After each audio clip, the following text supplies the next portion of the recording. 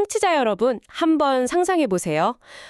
주말도 없고요. 월급도 아예 없습니다. 와, 시작부터 숨이 턱 막히는데요. 그렇죠. 오로지 정규직 전환이라는 그 약속 하나만 철석같이 믿고 무려 3년 반을 버틴 겁니다. 부당한 지시에도 완벽하게 아주 묵묵히 복종했죠. 진짜 눈물겨운 사연이네요. 보통 그런 상황이면 멘탈이 나가지 않나요? 맞아요. 그런데 어느 화창한 봄날 오후에 이 사람이 갑자기 사장님의 멱살을 확 잡고 흙바닥에 패대기를 쳐버립니다. 갑자기요? 그동안 잘 참았으면서요. 네네, 갑자기요. 도대체 무엇이 이런 극단적이고 폭력적인 반항을 일으켰을까요? 노동권에 대한 뼈저린 자각? 아니면 숨겨진 정치적인 각성? 글쎄요, 보통은 월급을 떼먹혔다는 걸 확실히 알게 됐다거나 그런 계기가 있지 않을까요? 아닙니다. 범인은 아주 뜻밖에도 바로 날씨였습니다. 아, 날씨요?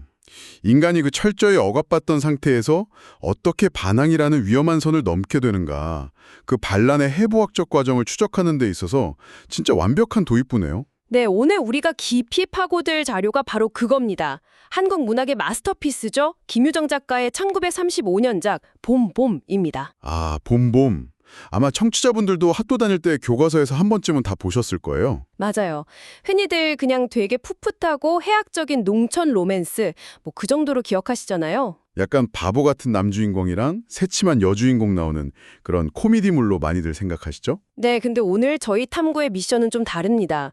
이 텍스트의 표면을 딱 한 겹만 벗겨내 보면 완전히 다른 차원의 이야기가 펼쳐지거든요. 오, 어떤 차원인가요? 완벽하게 길들여진 이 피착 취자가 어떻게 억눌린 굴레를 박살내려 하는지, 그리고 그 폭발의 트리거가 어떻게 이 봄이라는 계절의 생태학적 폭력성과 맞물려 있는지 시간 순서대로 쫙 추적해 볼 겁니다. 와, 이거 진짜 흥미진진하겠는데요?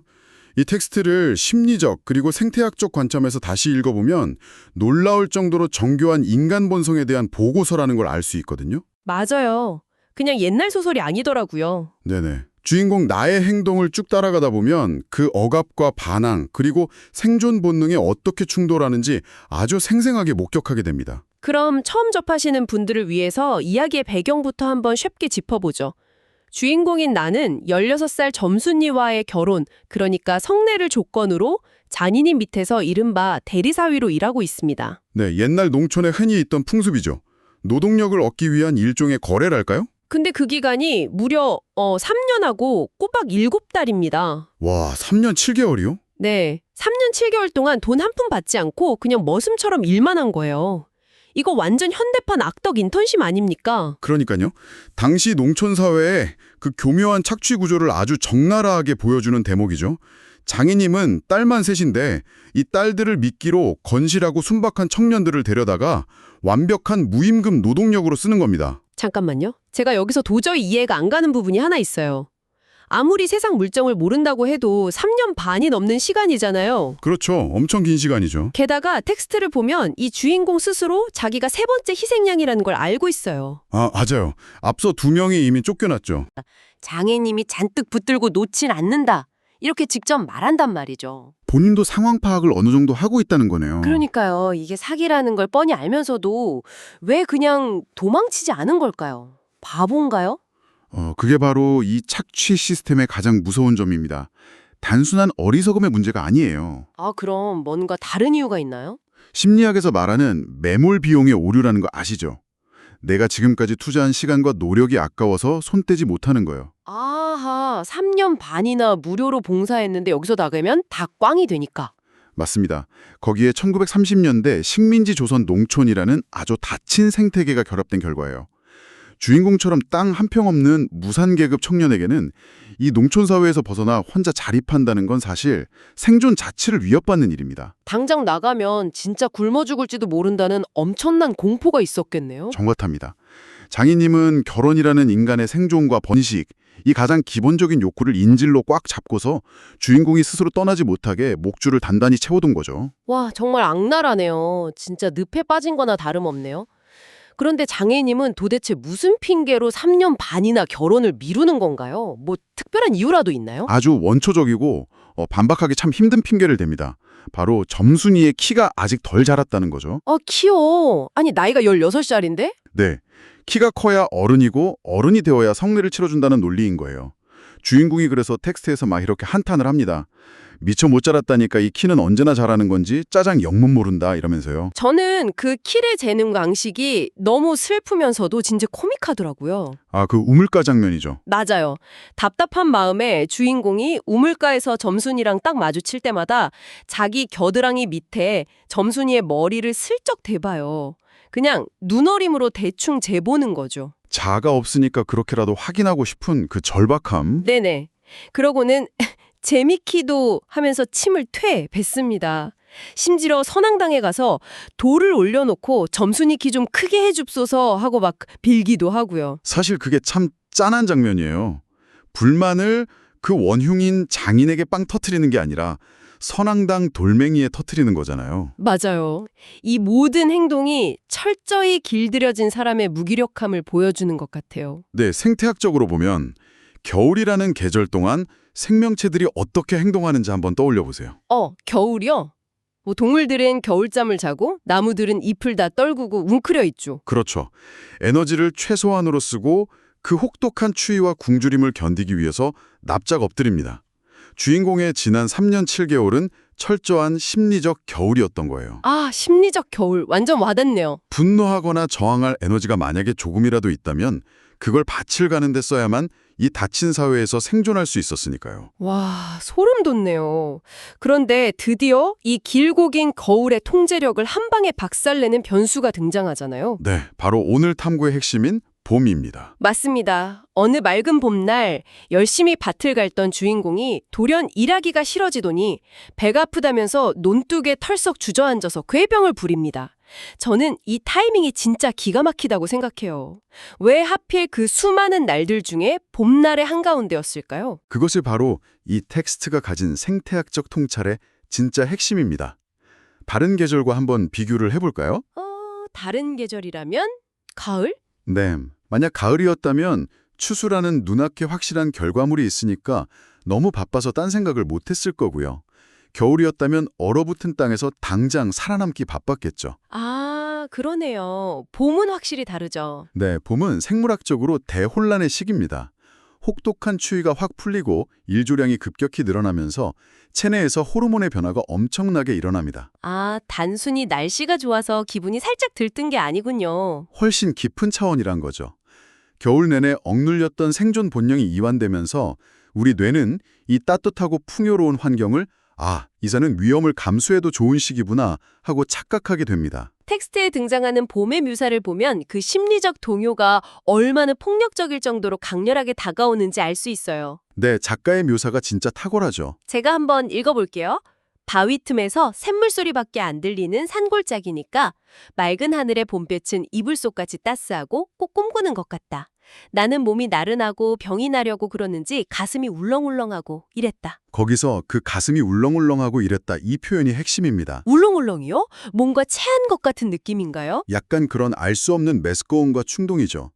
김유정 작가는 이 현상에 대해서 텍스트 뒤편에 아주 직설적인 생태학적 해석을 딱 덧붙여요.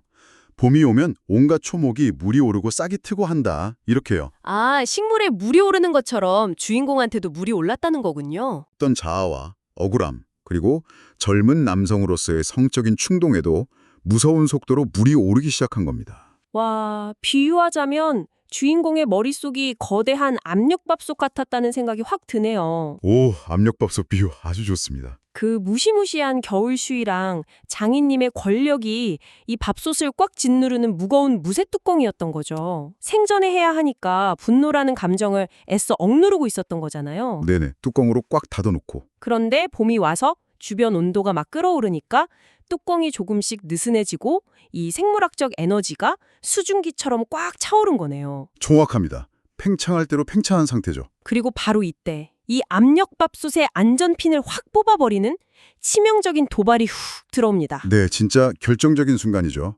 바로 16살 점순이의 그 한마디입니다. 점순이가 새참으로 밥을 이고 와서는 평소와 다르게 주인공을 향해서 아주 톡 쏘아붙이잖아요. 밤낮 일만 하다 말 텐가. 와, 이 대사는 진짜 3년 반의 침묵을 깨부수는 폭탄 선언 아닙니까? 그렇죠. 주인공 입장에서는 엄청난 충격이었을 거예요. 제가 듣기에는 너 바보같이 일만 할래? 내 남편 될 사람인데 장인어른한테 당당하게 요구 좀 해. 약간 이런 뉘앙스로 들리거든요. 맞습니다. 여기서 흥미로운 건 이 시점의 점순이 역시 봄이라는 계절을 온몸으로 관통하고 있다는 거예요. 아, 점순이도요? 네. 텍스트는 이 점순이의 상태를 며칠 내에 부쩍 속으로 자란 듯 싶은 이렇게 묘사하거든요. 겉으로 보이는 키가 아니라 속이 자랐다고요? 네. 물리적인 키는 장인님의 그 핑계대로 덜 자랐을지 모르지만 심리적이고 성적인 측면에서는 봄을 맞아서 아주 폭발적으로 성장한 상태인 거죠. 아하, 16살 소녀의 내면에도 조용히 반란의 씨앗이 트고 있었던 거군요. 네, 이제 곧 자기 남편이 될 사람이 맨날 무기력하게 밤만 가는 모습을 더 이상 견딜 수 없게 된 겁니다. 좀 남자답게 나서주길 바란 거죠. 주인공 입장에서는 이 한마디가 엄청난 착각, 그리고 용기를 심어줬을 겁니다. 드디어 내 편이 생겼다. 점순이도 나랑 똑같은 마음이구나 하고 말이죠. 네, 완전히 불을 지핀 거죠. 그래서 이 압력밥솥이 마침내 폭발을 해버립니다. 참다 못한 주인공이 아까 말한 것처럼 꾀병을 부리다 못해 장인님의 옷자락을 꽉 쥐고 마을의 절대적 권위자인 구장님을 찾아갑니다. 일종의 윗선에 고발을 하러 간 거네요. 그렇죠. 요즘으로 치면 노동청이나 법원에 부당노동 행위를 고발하러 간 셈이죠. 여기서 우리는 1930년대 식민지 시대 농촌의 그 견고하고 부조리한 시스템과 딱 마주하게 됩니다. 갈등을 중재하고 정의를 실현해야 할 구장님이 과연 어떤 태도를 취하는지 살펴보는 게 아주 중요하거든요. 저는 그 구장님 첫 등장 묘사가 정말 압권이라고 생각해요. 어떻게 등장하죠? 보통 마을의 어른이면 막 위험 있게 서재에 앉아 있거나 그래야 하잖아요. 근데 쌀이몬박 돼지우리에서 막 죽을 퍼주다가 그 기다랗게 기른 새끼 손톱으로 코를 후비면서 등장을 합니다. 아, 진짜 묘사가 끝내주네요. 권위라고는 1도 없는 모습이죠. 그러니까요. 저는 이 장면을 읽자마자 이 재판은 절대 공정할 리가 없겠구나 직감했습니다. 아주 정확한 직감입니다. 처음에 구장님은 주인공의 억울한 하소연을 듣고는 장인님을 꾸짖는 척을 해요. 진짜요? 내 편 들어주는 척을 한다고요? 네, 얼른 속내를 시켜 죽으려 하면서 약간 위선을 떨죠. 왜냐하면 이 폐쇄적인 사회에서도 장인의 행동이 워낙 비상식적이라는 건 누구나 다 아는 사실이니까요. 겉보기에는 합리적인 척. 네, 그런데 바로 그때 장인님이 구장님한테 슬며시 다가가서 귓속말을 쏙닥쏙닥 합니다. 맞아요. 쏙닥쏙닥? 근데 이 순박하고 어수룩한 주인공조차 그 귓속말이 무슨 뜻인지 단번에 눈치를 채잖아요. 올가을에 구장님 밭에 땅 두마지기를 더 붙여주겠다? 뭐 이런 일종의 뇌물성 거래였던 거죠. 네, 노골적인 뇌물이죠. 이 대목은 요즘 상황으로 비유하면 어떨까요? 직장 내 괴롭힘을 당해서 억울하게 회사 인사팀, 그 HR 부서를 찾아갔는데 인사팀 담당자가 처음엔 내 편인 척하다가 사장님 전화를 딱 받고 돌변하는 상황. 이거랑 똑같지 않습니까? 완전 똑같네요. 인사팀은 결국 직원이 아니라 회사의 이익을 지키는 부서니까요. 맞아요. 아주 탁월한 연결입니다. 당시 농촌의 지주나 마름 역할을 하는 이 권력자들은 철저하게 그들만의 카르텔을 형성하고 있었어요. 구장님은 그 귓속말을 딱 듣자마자 태도를 180도 돌변합니다. 와, 뻔뻔하게요? 네, 농사철에 도망가거나 일을 안 하면 징역을 간다면서 되레 피해자인 주인공을 협박해 볼리죠. 진짜 적반하장이네요. 그리고는 올가을에는 꼭 성례를 시켜줄 테니까 군소리 말고 돌아가서 모나 부으라고 이 사건을 그냥 덮어버립니다. 진짜 피가 거꾸로 솟는 상황이네요. 기득권층 어른들이 자기들끼리 짬짬이로 결탁해서 이 힘없고 순진한 청년의 정당한 권리를 짓밟은 거잖아요. 네, 철저하게 짓밟힌 거죠. 고립되어 있는지, 또 이 사회가 얼마나 두꺼운 벽으로 둘러싸여 있는지 진짜 뼈저리게 느껴집니다. 그 구장님 집에서 돌아오는 길에 빈손으로 터덜터덜 걸어가는 주인공의 마음이 어땠을지 상상도 안 갑니다. 바로 그 지독한 고립감과 절망감이 다가올 폭발의 강도를 더 키우는 땔감이 됩니다. 폭발을 더 부추기는군요. 네, 봄이 불어넣은 생물학적 충동, 거기에 점순이의 치명적인 도발, 그리고 방금 구장님의 부당한 판결이 준 극도의 억울함. 이 모든 에너지가 돌파구를 찾지 못하고 꽉 응축되다가 마침내 밭 한가운데서 아주 물리적인 충돌로 터져나오게 됩니다. 드디어 이 이야기의 하이라이트, 대환장 격투신이 벌어지는군요. 네, 본격적인 몸싸움이죠. 장인님이 지게 막대기를 들고 와서 꾀병을 부리는 주인공을 막 쿡쿡 찌르면서 폭행을 하기 시작해요. 참다 결국 이성을 잃은 주인공이 장인님을 냅다 밀쳐버립니다. 와, 드디어 선을 넘었네요. 두 사람이 흙바닥을 막 뒹굴면서 육탄전을 벌이는데 이 장면의 묘사가 진짜 미쳤습니다. 완전 슬랩스틱 코미디 영화의 한 장면 같아요. 어떻게 묘사되어 있죠? 주인공이 바닥을 막 기어가서 장인님의 바지가랑이를 꽉 움켜줍니다. 그러자 엄청 당황한 장인님이 땀을 뻘뻘 흘리면서 뭐라고 소리치는지 아십니까? 설마 사위 살려? 아닙니다. 할아버지, 살려주시오, 할아버지 하고 외칩니다. 아, 장인이 사위한테 할아버지라고요? 네, 진짜 엎치락뒤치락 대박이죠. 사위가 장인의 사틀 꽉 잡고 장인이 사위에게 할아버지라고 부르면서 목숨을 구걸하는 이 완전히 전복적인 상황. 이것이 바로 김유정 문학의 가장 강력한 무기인 해악성입니다. 아, 이게 해악이군요. 네, 절대적인 권력을 막 휘두르던 지배자가 한순간에 가장 우스꽝스럽고 나약한 존재로 전락해버리는 독자들에게 주는 일종의 카타르시스죠. 맞아요. 저는 이 장면을 읽으면서 속으로 완전 쾌재를 불렀어요. 와, 드디어 3년 7개월의 억울함을 제대로 갚아주는구나. 이거는 미시적인 농촌 한 구석에서 벌어진 거대한 민중봉기나 다름없다 이렇게 생각했거든요. 충분히 그렇게 볼 수 있죠. 그런데 우리는 곧 가장 끔찍하고 처참한 반전 현실과 마주하게 됩니다. 네, 비극의 시작이죠. 밖에서 막 싸우는 소리를 듣고 장모님하고 점순이가 헐레벌떡 달려 나옵니다. 주인공은 바닥에 구르면서도 내심 기대에 엄청 부풀었을 거예요. 아까 나한테 반항하라고 일만 할 거냐고 부추겼던 게 점순이니까 당연히 내 편을 들어서 장인어른을 말려줄 거라고요. 아, 철석같이 믿고 있었겠죠. 하지만 점순이는 내 편은커녕 아주 무서운 기세로 달려들어서 주인공의 귀를 확 잡아당기면서 비명을 지릅니다. 에구머니, 이 망할 게 아버지 죽이네. 이러면서요. 와, 이 배신감 어떡합니까? 진짜 망치로 머리를 세게 얻어맞은 기분이에요. 독자들도 같이 뒤통수를 맞은 느낌이죠. 텍스트에서도 주인공이 이렇게 독백을 하잖아요. 나는 그만 여기에 기운이 탁 꺾여 나는 얼빠진 등신이 되고 말았다. 아니 상식적으로 말이 안 되잖아요. 자기가 쏘아붙여 놓고 막상 주인공이 시키는 대로 행동하니까 왜 갑자기 뒤통수를 치는 겁니까? 우리가 독자 입장에서는 너무 화가 날 수밖에 없지만 이 순간 16세 소녀 점순이의 심리를 약간 냉정하게 들여다볼 필요가 있습니다. 어떤 심리인가요? 첫 번째 이유는 아주 견고한 생물학적 울타리, 바로 혈연입니다. 아, 피는 물보다 진하다. 맞습니다. 평소엔 좀 얄미운 아버지였더라도 막상 내 남편감이 아버지를 땅바닥에 막 패대기 치고 바지가랑이를 잡고 흔드는 이 폐륜적이고 폭력적인 상황을 딱 목격하자마자 본능적으로 가족을 보호하려는 생존 본능이 팍 발동한 겁니다. 아, 아무리 아버지가 미워도 자기 아버지가 눈앞에서 린치를 당하는 건 도저히 딸로서 용납할 수 없었다는 거군요. 그렇죠. 그렇다고 해도 당사자인 주인공 입장에서는 진짜 억장이 무너지네요. 네. 그리고 두 번째 이유가 더 중요한데요.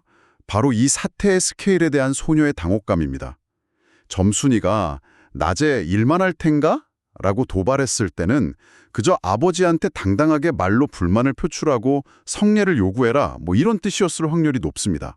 아, 그러니까 가서 따져봐 이런 뜻이었지 가서 우리 아빠를 패버려 이런 뜻은 전혀 아니었다는 거군요. 그렇습니다. 그런데 세상 물정 전혀 모르는 이 어수룩한 주인공은 그 말을 완전히 오해하고 실제로 시아버지가 될 사람의 목숨줄을 쥐고 흔드는 대형 사고를 쳐버린 거죠. 스케일이 너무 커진 거네요. 네, 홧김에 던진 불만 섞인 한마디에 판이 이 정도로 걷잡을 수 없이 커질 줄 몰랐던 소녀의 극심한 당황스러움, 그리고 공포가 결국 방어 기제로 작동해서 주인공을 향한 분노와 배신으로 확 표출된 것입니다. 아, 그 설명을 듣고 나니까 점순이의 행동도 어느 정도 납득이 가기는 하네요. 너무 놀라서 그랬다는 거니까. 네, 미숙한 10대 소녀니까요. 하지만 주인공의 입장에서 보면 이 결말은 너무나도 씁쓸하고 가혹합니다. 봄바람이 불어넣은 그 엄청난 용기와 생명력, 사랑하는 이의 도발에 힘입어서 일으켰던 인생 단 한 번의 영웅적인 반항이잖아요. 네, 모든 에너지를 쏟아부었죠. 묵묵히 밭으로 일하러 가야 하는 그 우프고도 지독한 현실. 바로 그것이 이 텍스트가 남기는 아주 묵직한 여운입니다.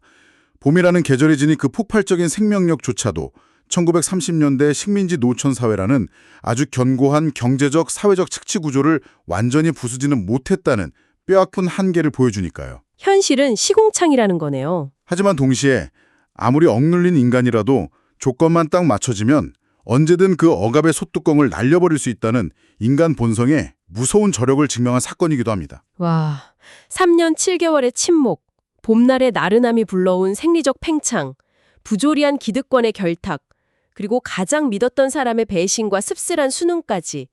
오늘 우리는 봄이라는 텍스트를 통해서 한 인간의 내면에서 벌어진 그 폭발적인 반란의 과정을 낱낱이 파헤쳐 보았습니다. 네, 정말 숨가쁜 여정이었죠. 처음 주인공이 억울한 상황을 들었을 때는 아니 왜 저렇게 바보같이 당하고만 있지 하고 엄청 답답해했잖아요. 저도 처음엔 그랬어요. 근데 끝까지 이 생태학적 흐름을 추적해 보니 그가 일으킨 반란이 얼마나 거대하고 눈물겨운 사투였는지 제대로 깨닫게 되네요. 맞습니다. 주인공의 패배가 단순한 절망으로만 끝나는 것은 절대 아닙니다.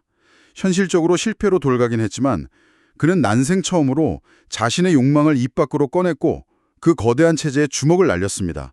그 경험은 결코 이전의 순종적인 삶으로 그를 온전히 되돌려 놓지 못할 겁니다. 이미 알을 깨고 나온 거죠. 한 번 맛본 반항의 기억을 사라지지 않는군요. 이 이야기를 현대를 살아가는 우리 청취자 여러분의 삶으로 한번 가져와 볼까요? 좋은 접근이네요. 직장에서, 인간관계에서 혹은 보이지 않는 사회의 어떤 규칙 속에서 우리는 속으로 분을 삭히면서도 겉으로는 복종하는 숱한 겨울을 보내고 있습니다. 다들 가슴속에 사직서 하나씩 품고 산다고 하잖아요. 그렇죠. 그러다 무언가 단 하나의 트리거, 예를 들어 갑자기 따뜻해진 공기나 누군가의 미심한 한마디에 오랫동안 꾹꾹 눌러왔던 억울함이 한순간에 빵! 하고 폭발해버린 경험. 청취자 여러분도 한 번쯤 있지 않으신가요? 분명 있으실 겁니다. 그리고 그 반항의 끝이 늘 영화처럼 사이다 승리로 끝나는 건 아니죠. 맞아요.